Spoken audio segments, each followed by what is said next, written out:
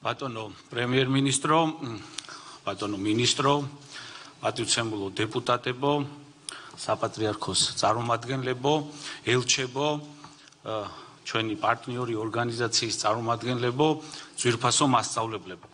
მოგესალმებით ყველას და მადლობა ყველას მობრძანებისთვის. ჩემი დანიშვნიდან პირველივე დღეს ბატონი პრემიერისგან მივიღე დავალება, რომ ზოგადი განათლების მიმართულებით ყველა გამოწვევაზე ქონოდა ჩვენი ხედვა, ჩვენი გადაწყვეტილება შემუშავებული და შესაბამისად დღეს გვინდა წარმოგიდგინოთ ზოგადი განათლების მიმდინარე რეფორმა, ვინაიდან მიგვაჩნია, რომ სკოლა ეს არის საფუძველი ქართული განათლების და მასზე უნდა აშენდეს მთლიანად სახელმწიფოს აღმშენებლობა. და სანამ გადავალთ, რა თქმა უნდა, ჩვენს პრეზენტაციაზე, მინდა სიტყვა ვთხოვო ბატონ პრემიერ-მინისტრ ირაკლი ღარიბაშვილს. გთხოვთ.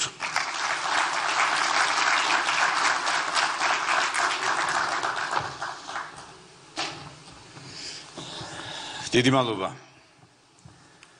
მოგესალმებით, პატივცემულო სტუმრებო, მეგობრებო, პარლამენტის წევრებო, მთავრობის წევრებო, საპატრიარქოს წარმომადგენლებო, ძვირფასო ელჩებო, ძვირფასო პედაგოგებო, მასწავლებლებო, ჩემო მეგობრებო. დიდი პატივია ჩემთვის დღეს აქ ყოფნა. ბატონმა მინისტრმა ძალიან მნიშვნელოვანი საქმე წამოიწყო და დღეს პატივი გვაქვს, რომ წარმოგიდგინოთ ძალიან მნიშვნელოვანი ხედვა და სტრატეგია, თუ როგორ ესახება მთავრობას და სამინისტროს ზოგადი განათლების განვითარება. მოგესალმებათ, რომ ბატონმა გიორგიმ ძალიან აქტიურად დაიწყო დანიშვნისთანავე მუშაობა, ძალიან მნიშვნელოვანი ინიციატივები დაამუშავა, წარმოადგინა თავისი ხედვა, სტრატეგია თუ როგორ უნდა განვითარდეს, კიდევ უფრო მეტად როგორ უნდა გადავიდეს სხვა ეტაპზე, სხვა სიმაღლეზე განათლების ყველა საფეხური და როგორ უნდა წავიწიოთ წინ. მოგესალმებათ, რომ მიუხედავად იმისა, რომ ჩვენი ხელისუფლების დროს ბოლო 11 წელიწადში ძალიან მნიშვნელოვანი რეფორმები განვახორციელეთ, გამოწვევები კვლავ არ რჩება სისტემაში, ვინაიდან აღარ გავაგრძელებს.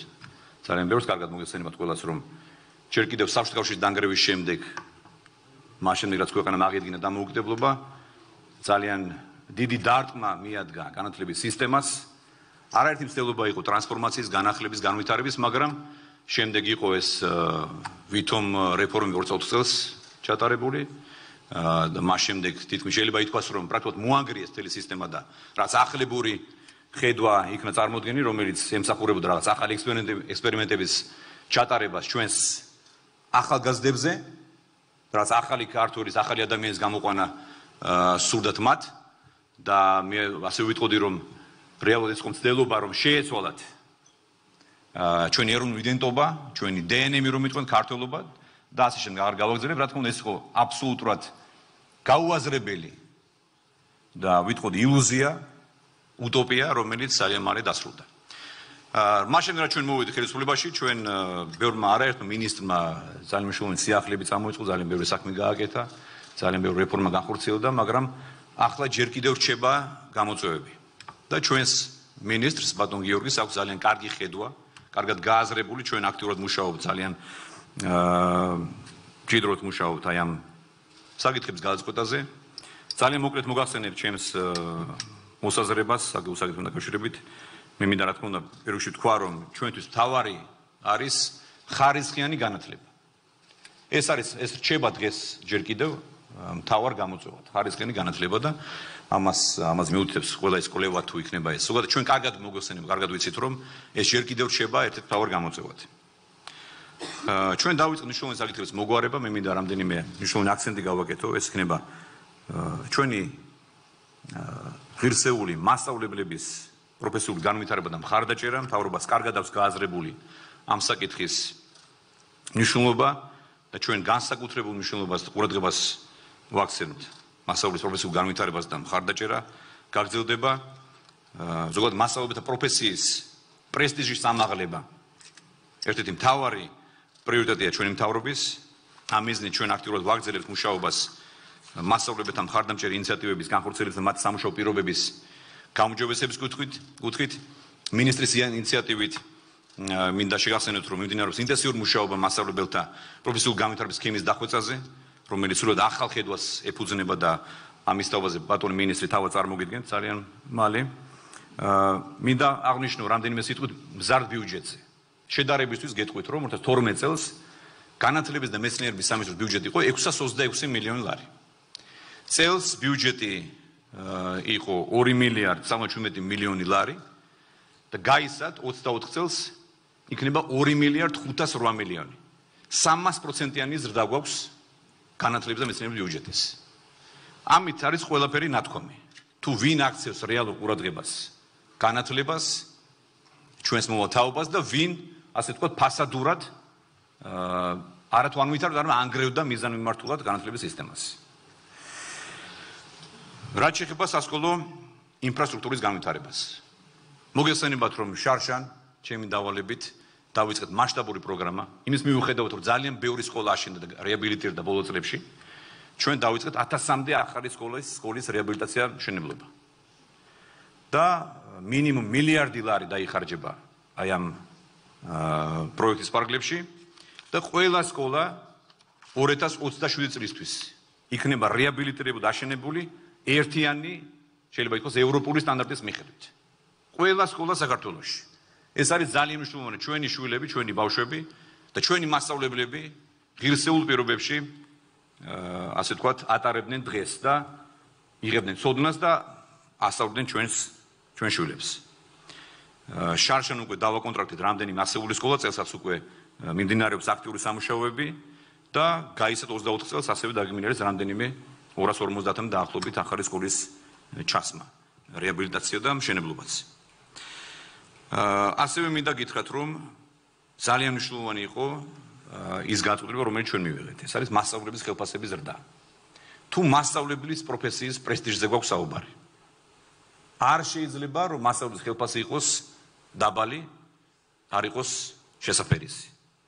შედარებისთვის გეტყვით. 2012 წელს მასწავლებლის საშუალო ანაზღაურება იყო 330 ლარი, მეგობრებო. 330 ლარი იყო ჩვენი მასწავლებლის საშუალო ანაზღაურება. წელს უკვე მაშინ რაც ჩვენ არაერთხელ გავზარდეთ ხელფასი, მასწავლებლის საშუალო ხელფასი არის 1200 ლარამდე დაახლოებით. ეს რა თქმა უნდა არ არის საკმარისი.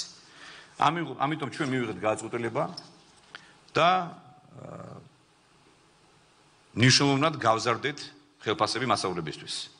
საშუალოდ 500 ლარით გაიზრდება სრული დატვირთვის შემთხვევაში მასწავლებლის ხელფასი. 500 ლარით და მეტით, ზოგ შემთხვევაში 600, 700 და 800 ლარითაც კი. და 1700-1800 ლარი გახდება მასწავლებლის ხელფასი. მაშინ როცა 2012 წელს 330 ლარი იყო ხელფასი. ეს შედარებისთვის. ასევე მინდა თქვა მნიშვნელოვანი წამოწყების თაობაზე, რომელიცაც ბატონი მინისტრი საუბრებს, განათლების ეროვნული მიზნები, რომელიც არ განახლებულა ბოლო 20 წლის განმავლობაში.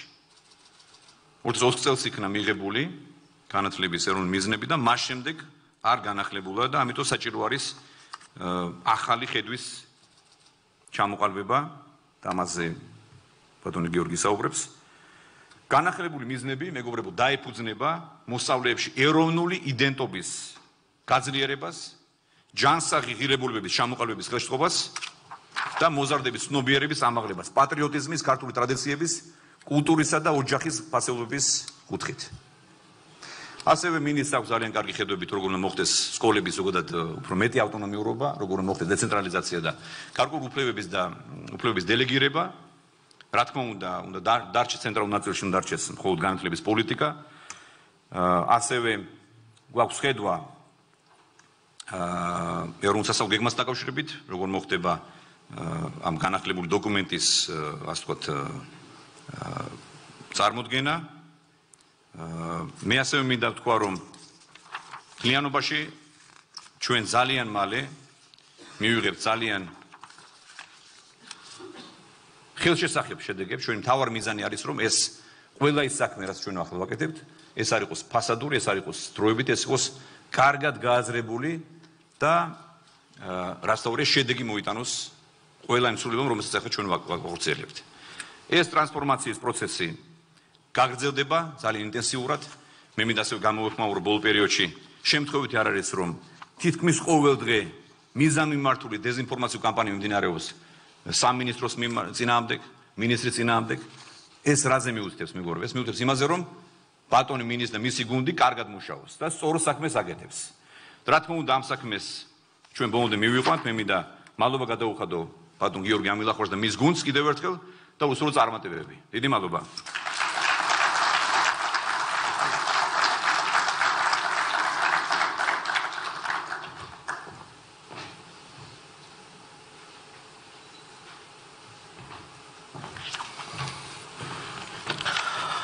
დიდი მადლობა ბატონო პრემიერო, კიდევ ერთხელ მოგესალმებით ქალბატონებო და ბატონებო.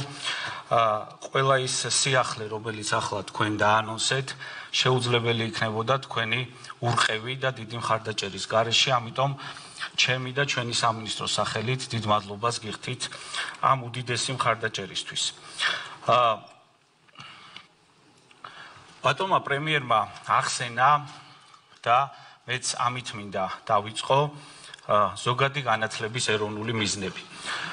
2004 წელს მიღებული დოკუმენტია და თითქმის 20 წელია არ გადახედილა, არ განახლებულა და დარგის სპეციალისტებს კარგად გესმით, თუ რა მნიშვნელობის დოკუმენტია ეს. პრაქტიკულად ის აწესებს, განსაზღვრავს, თუ როგორი მოქალაქის აღზრდა გვინდა ჩვენ ზოგადი განათლების ეგიდით ქვეყნისთვის და თქვენ ახსენეთ და ნამდვილად გეთანხმებით, ჩვენ არ გვინდა ახალი მოქალაქის შექმნა, ჩვენ გვინდა ადამიანი იყოს ქართველი, რომელიც დაეფუძნება ქართულ იდენტობას, გაიზრდება პატრიოტულ საწყისებზე, ეროვნულ საწყისებზე, დააფასებს და ეცოდინება მისი კულტურა, ისტორია, შექმნის და გაიზრდება ოჯახის ფასეულობებზე და ბუნებრივია სხვა ეროვნულ მიზნებთან ერთად, ასევე ზოგადსაკაცობრიო და უნივერსალური ღირებულებების აღიარებას დაეფუძნება. ეს არის ის ძირითადი პოსტულატები და პრინციპები, მეგობრებო, რომელიც საფუძვლად დაედო განახლებულ ვერსიას, პროექტს და მე აქვე ვისარგებლებ შემთხვევით და განათლების და მეცნიერების კომიტეტს და მის ხელმძღვანელებს გადაუხდი მადლობას აქტიური ჩართულობისთვის ამ დოკუმენტის პროექტის შემუშავებაში, ვინაიდან ეს უნდა იყოს ერთობლივი კონსენსუსის დოკუმენტი და ჩვენ ახლო მომავალში დავიწყებთ ფართო საზოგადოებრივ განხილვას ამ დოკუმენტთან დაკავშირებით და დაახლოებით იანვრის თვეში უკვე სამთავრობო და საპარლამენტო პროცედურების შემდგომ დამტკიცდება ახალი ზოგადი განათლების ეროვნული მიზნები, რომელიც 20 წელი არ განახლებულა და მე დარწმუნებული ვარ, მყარ საფუძველს ჩაუყრის განახლებულ ზოგადი განათლების რეფორმას. თქვენ ახსენეთ და მეც აუცილებლად უნდა შევეხო, რომ სკოლის ავტონომიის პირობებში, სკოლის ბაზაზე მასწავლებელთა პროფესიულ განვითარებას და კვალიფიკაციის ამაღლებას დამეთანხმებით ალბათ უდიდესი მნიშვნელობა აქვს.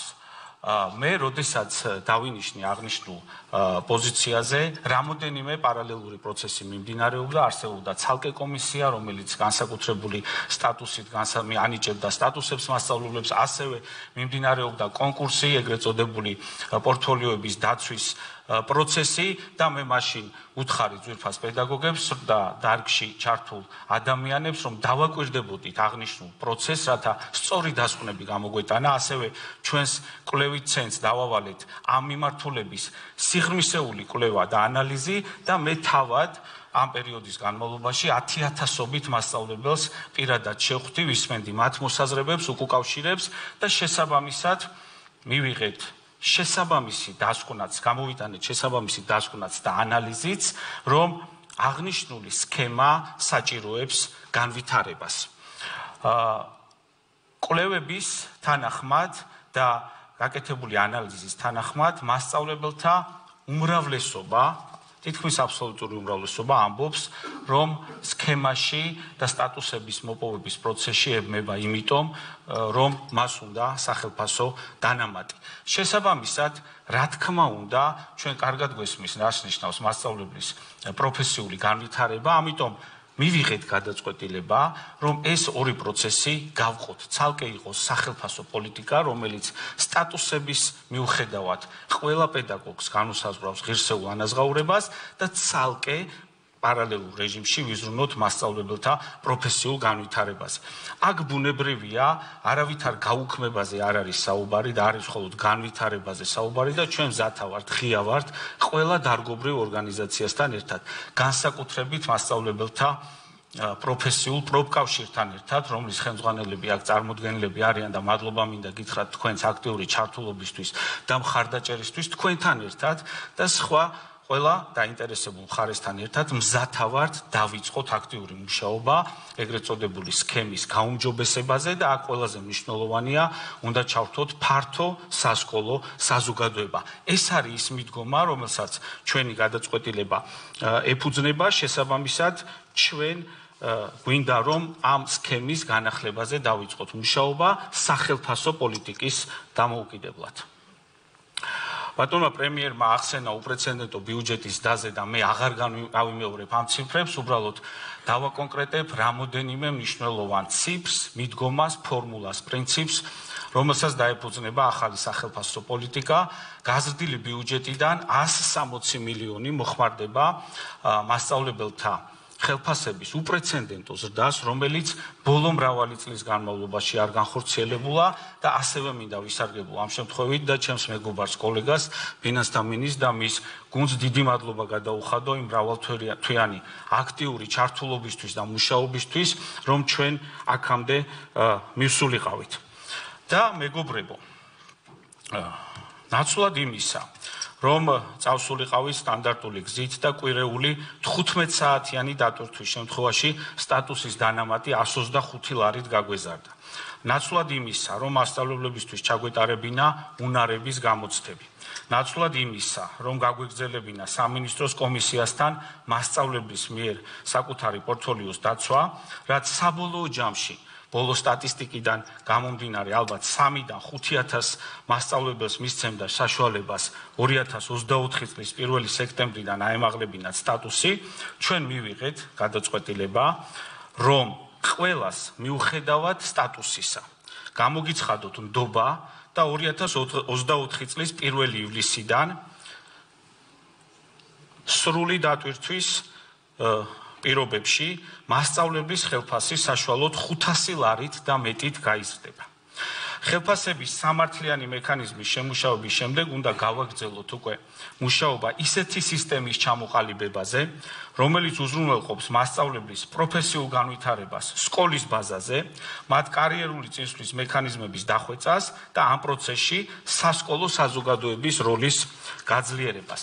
დაახლოებით 51,000 სტატუსიანი მასწავლებელი გვყავს და სტატუსის მიუხედავად, მეგობრებო, კიდევ ერთხელ ხაზს უსვამ ამ საკითხს, მასწავლებლების 70%, რომლებიც ძირითადად სრულ განაკვეთზე არიან დასაქმებული, ხელფასი საშუალოდ 500 ლარით და მეტით გაიზრდება.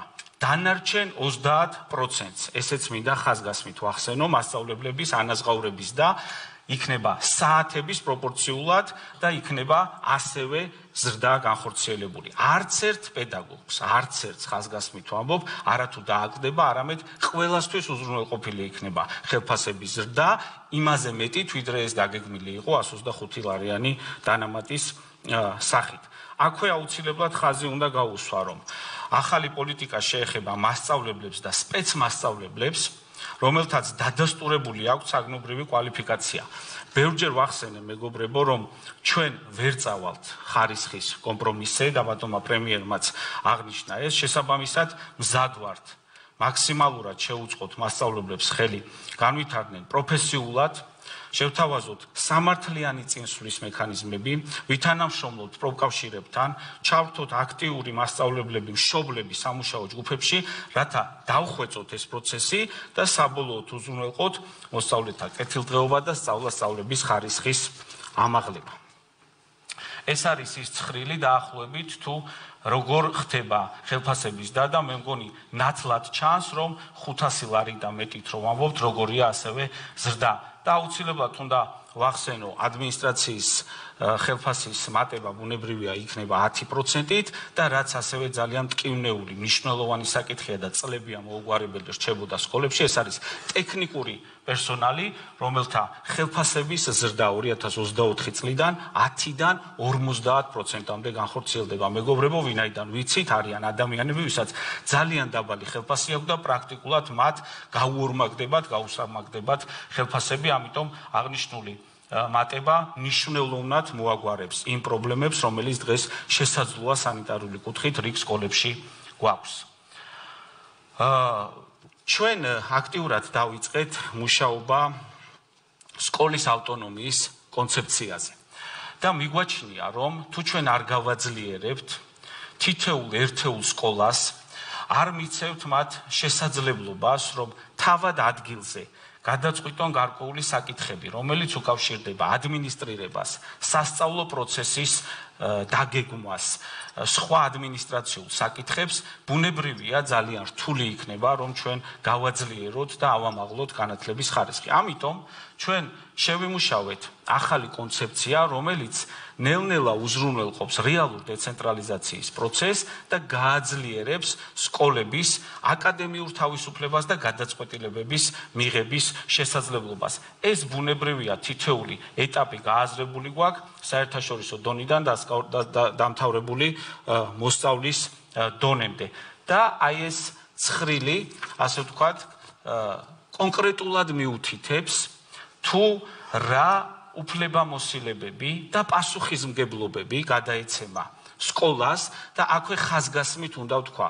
ჩვენ როდესაც საუბრობთ, რომ გადავცემთ გარკვეულ პასუხისმგებლობას, უფლებას სკოლებს, იქვე ვალდებულებას იღებს სამინისტრო, რომ უზრუნველყოს შესაბამისი ხარდამჭერი მექანიზმები იმ სკოლებისთვის, ვინც აღნიშნულ საჭიროებენ. და ბუნებრივია, განათლების სამინისტროს ნაწილში დარჩება ის მნიშვნელოვანი განათლების პოლიტიკის განსაზღვრელი ინსტრუმენტები, რომელიც აუცილებელია მთელი ქვეყნის მასშტაბით განათლების პოლიტიკის განსახორციელებლად. ეს ხაზგასმით მინდა ვთქვა, მრავალი წელი არის როგორც სკოლების, ასევე პედაგოგების, ასევე სასკოლო საზოგადოების დაკვეთა და ჩვენ თუ რამე გადაწყვეტილებას ვიღებთ, ეს არის მხოლოდ კვლევების საფუძველზე, დაგროვებული გამოცდილების საფუძველზე და იმ უკავშირის შედეგად, რომელსაც ჩვენი მასწავლებლებისგან ვიღებთ. და ერთი საკითხი, რომელიც გამომჩა და აუცილებლად უნდა ვახსენო, ეს არის მასწავლებლების პროფესიულ განვითარებაზე.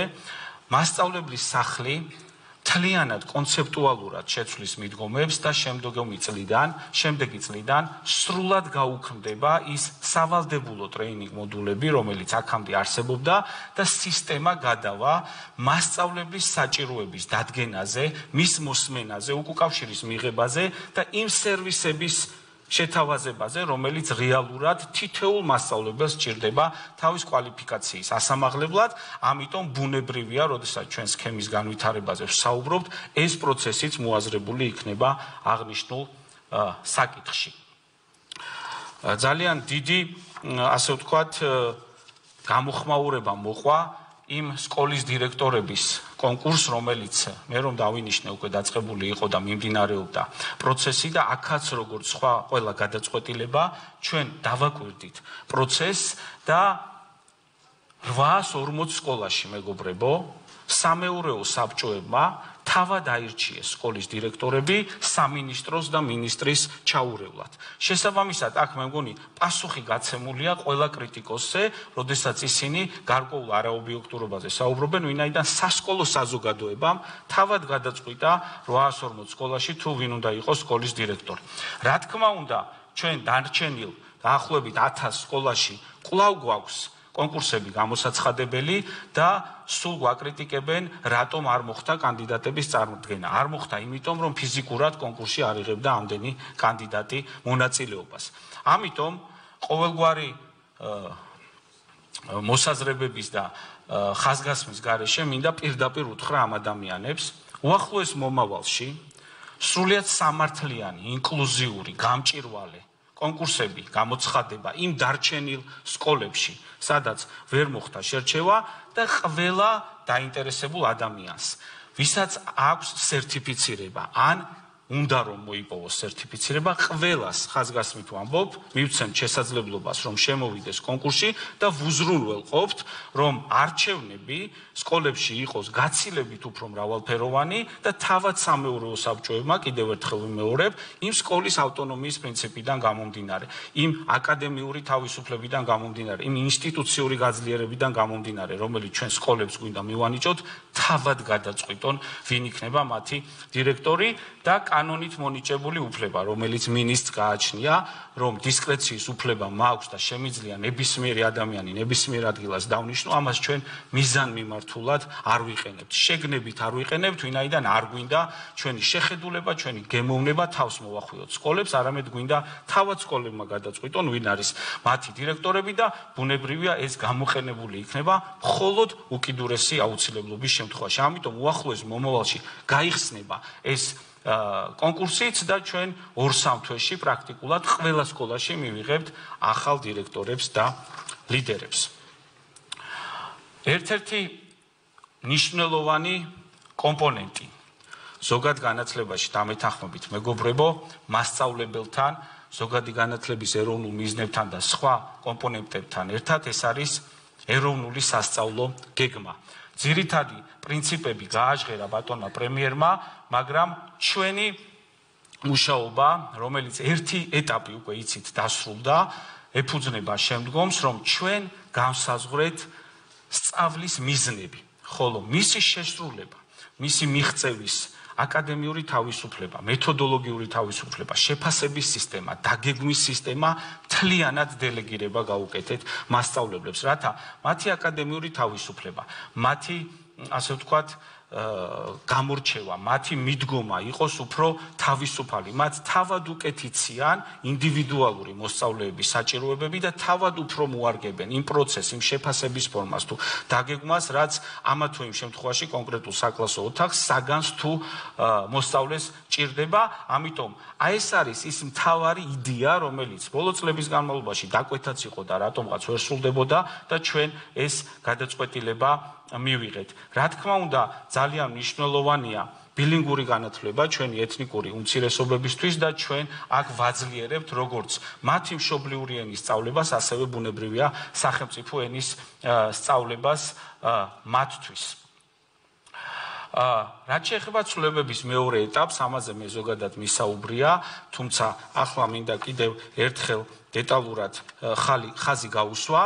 ეს არის საშუალო საფეხურის კონცეფცია, ახალი, სადაც ჩვენ უკვე შემოგვაქვს მოსწავლეების ინტერესებზე, რა თქმა უნდა, ეს არჩევითობა იქნება სრულად თავისუფალი გადაწყვეტილების ფარგლებში, მათ თავად აირჩიონ. თავიანთი ინტერესებიდან გამომდინარე, სამომავლო გეგმებიდან გამომდინარე, ისინი გაყვებიან ჰუმანიტარულ მიმართულებას, საბუნებისმეტყველო მიმართულებას და ერთი დიდი სიახლე, რომელიც ეროვნულ სასწავლო გეგმაში შემოდის და ჩვენ შემდგომი წლიდან უკვე ვაიდენტიფიცირებთ სკოლებს და ვიწყებთ, ეს არის პროფესიული განათლების შემოტანა სკოლებში, ეგრეთ წოდებული ინტეგრირებული პროგრამების დანერგვა, რომელიც იცით რასაც გულისხმობს, რომ სასკოლო საგნებთან ერთად ბავშვებს შესაძლებლობა მიეცემათ უკვე კონკრეტულ პროფესიებს დაეუფლონ და ატესტატის მიღებისთანავე დასაქმდნენ ან თავად დაიწყონ მცირე ბიზნესი. ბუნებრივია, ეს მათ კარს არ უზღუდავთ მომდევნო შემდგომი პროფესიული თუ უმაღლესი განათლების სულისკენ.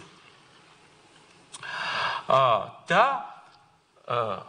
ასევე უნიშნელოვანესი საკითხი, იცით, რამოდენიმე წლიანი ციკლი აქვს ეგრეთ წოდებული საგნობრივი სტანდარტების განახლებას და ჩვენ უკვე დავიწყეთ პრინციპში ყველა საგნის საგნობრივი სტანდარტის გადახედვაზე მუშაობა, ექსპერტების ჯგუფის დაკომპლექტება და ეს თავის მხრივ ბევრ, ასე ვთქვათ, გადახედვას შეეხება, იქნება ეს საათობრივი ბადე, იქნება სხვადასხვა საკითხები, სადაც გვინდა გავაძლიეროთ ლიდერობა, მეწარმეობა, STEM მიმართულება, სადაც ხელოვნება და არტიც მოაზრებულია, რა თქმა უნდა, ცხოვრების ჯანსაღი წესი და სპორტი, ეროვნული ღირებულებები და პატრიოტიზმი, როგორც აღვნიშნე და ბუნებრივია რელიგიის ისტორიის სწავლებაც. და ჩვენ ამ პროცესს დავასრულებთ 2024 წლის გაზაფხულზე და უკვე 2024 წლის აპრილიდან, მეგობრებო, ჩვენ უნდა დავიწყოთ ყველა სახელმძღვანელოს სკოლაში მორგება უკვე ახალ სტანდარტებთან, რომელიც რა თქმა უნდა გესმით, რომ საკმაოდ დიდი და კომპლექსური პროცესია და დაახლოებით 2-3 წელი დაჭირდება, მაგრამ ჩვენ 2-3 წელიწადში სრულად 12-ვე კლასში ყველა სასკოლო საგანში ახალ სტანდარტებთან შესაბამის სახელმძღვანელოებს მივიღებთ. რა თქმა უნდა, ეს საკმაოდ მოცულობითი პროცესია, თუმცა ყველა ეტაპი გააზრებული გვაქვს და რა წამს დასრულდება სასკოლო სტანდარტების განახლება, ჩვენ მეორე დღიდანვე გამოვაცხადებთ აღნიშნულ პროცესს. ალბათ ყველა დამეთანხმებით, რომ დღეს სკოლებში აუცილებელია ჩვენ შემოვიღოთ, დავაბრუნოთ ეგრეთ წოდებული ეროვნული შეფასება.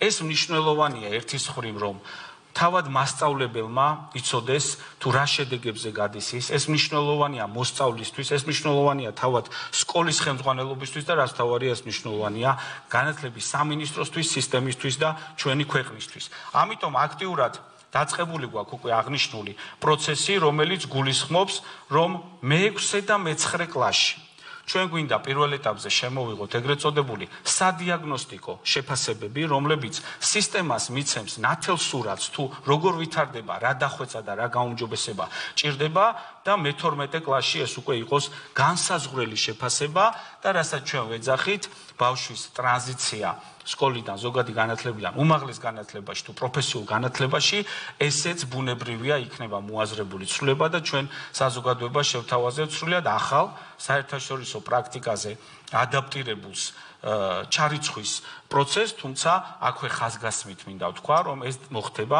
პილოტირება მე-6 მე-9 კლასის დაიწყება 2025 წლიდან, 2026 წელს დაიწყება მე-12 კლასის პილოტირება და სრულად ეს სისტემა ამოქმედება 2027 წლიდან.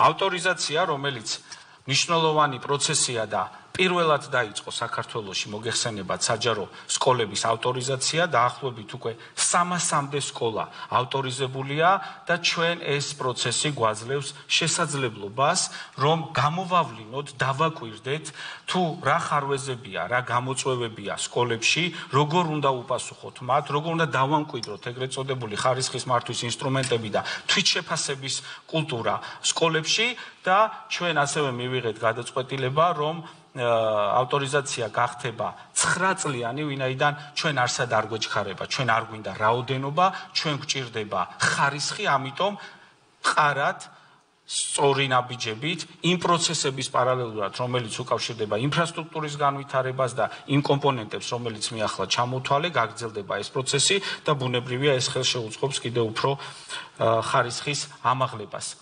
აქ არ გავჩერდები დიდხანს, თუმცა აუცილებლად ხაზს გაუსვამ ერთ კომპონენტს, იცით, პრემიერ-მინისტრის ასევე უპრეცედენტო პროექტი 8 სკოლასთან დაკავშირებით, საიდანაც 225 სკოლის ველი უკვე გაშლილია ჩვენ სამინისტროში, ასევე ჩვენს კოლეგა ინფრასტრუქტურის სამინისტროში დაახლოებით ამდენივე სკოლის რეაბილიტაცია, მშენებლობა პარალელურ რეჟიმში მიმდინარეობს და ბუნებრივია აქ ერთი მნიშვნელოვანი კომპონენტს მინდა გაუსვა ხაზი. ყველა ახალ სკოლაში მოაზრებულია როგორც ბუფეტის, ასევე სპორტული ინფრასტრუქტურის და რა თქმა უნდა ლაბორატორიების, თანამედროვე ლაბორატორიების შექმნა და განვითარება, ვინაიდან ყველას კარგად მიგვაჩნია, რომ ამ ტიპის თანამედროვე სასწავლო რესურსების გარეშე ძალიან რთული იქნება მაღალი ხარისხის განათლების უზრუნველყოფა.